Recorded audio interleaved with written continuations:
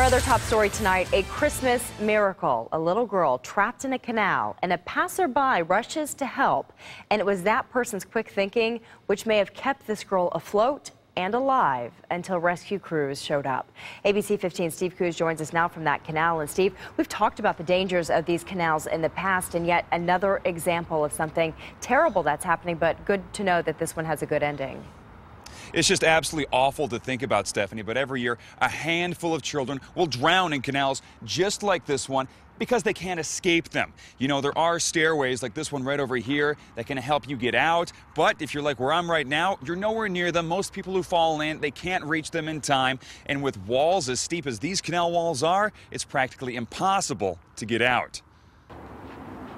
Walking close to the edge around the canal, it happens. You slip and fall into the water. I'd be like, holy cow, like what do I do now? I just probably start screaming or something. Ellie Overs and her mother walk by here often with their dogs, much like police say the mother and her 8-year-old daughter who fell into a life or death situation today.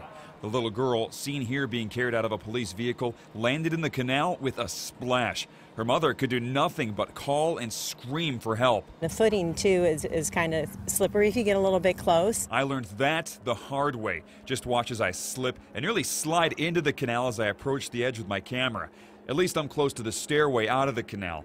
Officers told me the girl was nowhere near them. Witnesses said somebody close by grabbed a ladder to lower down to the girl and help her out, but it didn't work. The 8-year-old was exhausted from treading water and could have drowned.